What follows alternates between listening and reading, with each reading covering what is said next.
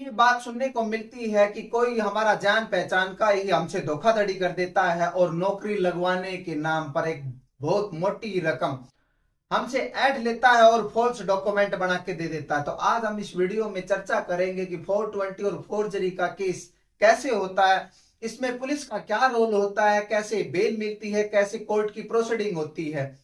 जब तक दोस्तों अगर हम अपना अधिकार नहीं जानेंगे, हमारा कहां पर कितना अधिकार है, तो लोग हमारे साथ ऐसे ही इस तरीके से जातीय करते रहेंगे और हमें उनका शिकार बनते रहना होगा। तो आज इस वीडियो में इसी बात पर चर्चा करेंगे। नमस्कार दोस्तों, मैं एडवोकेट यतेंद्र आपका स्वागत करता हूं। जैसा कि आप जानते हैं, इस चैनल पर आपको लीगल अवेयरनेस की जानकारी मिलती है। तो आज हम चर्चा करेंगे कि 420 धोखाधड़ी और फोर्जरी का केस क्या होता है और कैसे काम करता है। सबसे पहले तो हम बात करते हैं कि धोखाधड़ी और फोर्जरी जो ये होता है, इसमें डिफरेंस क्या है।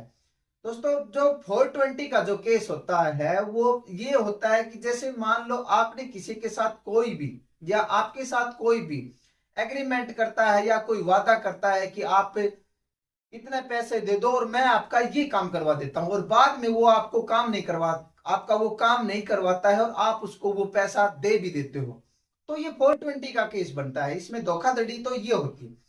फोर्जरी की हम बात करें तो फोर्जरी का मतलब ये होता है कि कोई भी फॉल्स डॉक्यूमेंट बना के आपको दे रहा है या डॉक्यूमेंट ओरिजिनल डॉक्यूमेंट के साथ कोई छेड़खानी कर रहा है, तो ये होता है फोर्जरी। तो इस तरीके से हम अपनी सोसाइटी में ये चीजें सुनते हैं, बहुत देखते भी हैं कि कोई ना कोई ये बोल देता है कि हम आपको नौकरी लगवा देंगे, आपका ये काम करवा देंगे। तो इस तरीके से ये 420 और फोर्जरी का जो केस है वो इस तरीके से दायर होता है। अब हम बात करते हैं कि पुलिस पुलिस में इसमें क्या क्या रोल होता है। पुलिस का रोल ये होता है, जब पुलिस आपको पकड़ती है या आप पर कोई भी एफआईआर दर्ज होती है, तो पुलिस आपको डायरेक्ट रूप से आपको अरेस्ट कर लेती है और अरेस्ट करने के तुरंत बाद अगले 24 घंटे के अंदर अंदर आपको वो कोर्ट में मजिस्ट्रेट के सामने पेश भी कर देती है। और जब आपको पेश किया जाता है तो पुलिस के द्वारा सिर्फ एक ही बात की डिमांड होती है कि जज साहब, हमें इस चीज में और इन्वेस्टिगेशन करनी है, इसलिए हमें रिमांड दिया जाए और इससे जो हमने ये जो व्यक्ति गिरफ्तार किया गया है, इससे और इसके जो इस योजना में कितने लोग शामिल हैं इसके साथ, तो उन सबका पर्दाफाश करना है और हमें रिमांड की सख्त जरूरत है इन्वेस्टिगेशन पूरी करने के लिए। तो कोर्ट को कोई इसमें ज्यादा ऑब्जेक्शन वाली बात लगती नहीं है और कोर्ट अलाउ कर देता है 3 दिन का, 5 दिन का या 7 दिन का रिमांड अलाउ कर देता है। और रिमांड अलाउ जैसे ही होता है उसके बाद पुलिस अपनी इन्वेस्टिगेशन शुरू करती है और उसी के साथ ही पुलिस आपके साथ मार पिटाई वगैरह सब कुछ करती है और आपसे 2-4 नाम गुलवाने की कोशिश करती है कि इस जाल में कितने लोग फंसे हुए हैं, कहां से फॉल्स डॉक्यूमेंट बनाए हैं, क्या तुम्हारा प्लान है, इस प्लान में कौन कौन कैसे काम करते हो। वो जितना कोशिश करते हैं, केस को इतना मजबूत बनाने की कोशिश करते हैं और आपसे वो स्टेटमेंट भी ले लेते हैं।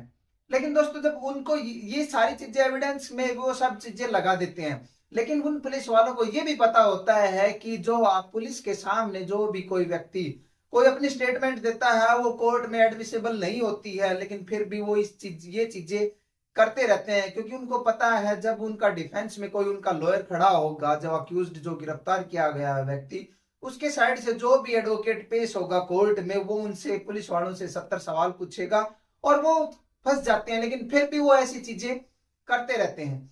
अब दोस्तों, एक दूसरी बात बताता हूं कि अभी 2014 में एक स्टेट बिहार का केस था, उसमें ये कहा गया था कि अगर मान लो आपको कोई 420 में या फोर्जरी में आपको पकड़ लेता है और आपके खिलाफ कोई एफआईआर हो जाती है और ऐसे व्यक्तियों को भी वो गिरफ्तार कर रहा है जिसका कोई उसमें लेना देना भी नहीं है, वो उनका इन्वॉल्वमेंट भी नहीं है, और उसके बाद भी वो उसको पकड़ रहे हैं, तो उस केस में स्टेट ऑफ बिहार में ये कहा गया था कि अगर पुलिस के पास कोई सुफिशिएंट ग्राउंड नहीं है तो उनको अरेस्ट नहीं किया जाएगा, उनको तकलीफ नहीं दी जाएगी।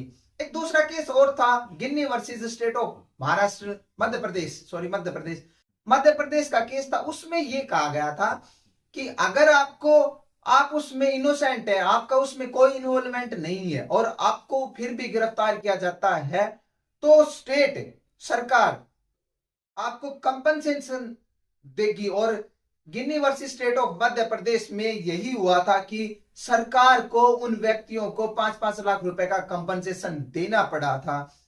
अब दोस्तों एफआईआर की बात करते हैं। एफआईआर में पुलिस क्या करती है कि जैसे ही कोई 420 का केस आता है उसमें सिर्फ वो इधर उधर की बातें देखते नहीं है, इन्वेस्टिगेशन अच्छे से करते नहीं है, और उन्होंने सिर्फ एक धारा होती है आईपीसी में 467 वो लगा देती है। ये 467 है वो बड़ी खतरनाक धारा है। इसमें 10 साल, कम से कम 10 साल की सजा और आजीवन कारावास का प्रावधान दिया गया है। इसलिए पुलिस कुछ भी नहीं देखती है और 467 के तहत मुकदमा दर्ज कर देती है।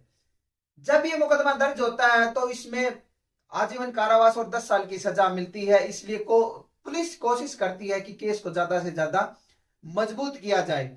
लेकिन दोस्तों होता क्या है, जैसे ही आपका केस जो ट्रायल पे जब चलता है, तो जब ट्रायल पे जाने के बाद आप पर चार्जेस फ्रेम होते हैं। चार्जेस फ्रेम होने के बाद जब केस एविडेंस पर पहुंचता है तो उसके बाद ही आपको बेल मिल सकती है। बेल तभी मिलती है जब क्योंकि जब चार्जशीट पुलिस के द्वारा कोर्ट में एडमिट कर दी जाती है, उस चार्जशीट में केस का स्टार्टिंग पॉइंट से लेकर और जब तक चार्जशीट एडमिट नहीं की गई है तब तक की पूरी कहानी उसमें अच्छे से लिखी होती है। और जज साहब उस चार्जशीट को पढ़ते हैं और वो समझ जाते हैं कि क्या केस था, कौन झूठा फंसाया गया है और कैसे क्या है।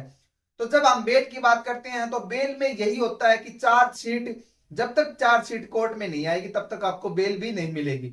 उस जैसे ही चार्जशीट कोर्ट में आ जाती है और केस एविडेंस पर पहुंच जाता है और गवाही होती है, उसके बाद आपको बेल भी आराम से मिल भी जाती है। तो ये बेल का प्रोसीजर ये था। और मेरे द्वारा जो जानकारी दी गई है आपको अगर अच्छी लगी हो तो कमेंट करना और अपने दोस्तों के साथ शेयर करना। जो भी आपका कोई भी दोस्त, सगा संबंधी, परिवार वाला कोई भी अगर इस तरह की समस्या से जूझ रहा है तो उनको अपने अधिकारों को जानने की सख्त जरूरत है। और हमारे चैनल के साथ बने रहे। आप लगातार लीगल नॉलेज से आप बढ़ते रहोगे और अपने अधिकारों को पहचानने लग जाओगे तो आपके साथ कोई भी किसी भी प्रकार की कोई जाति नहीं होगी। तो दोस्तों नमस्कार दोस्तों, हम मिलते हैं जल्दी नेक्स्ट वीडियो में। तब तक के लिए बाय, टेक केयर।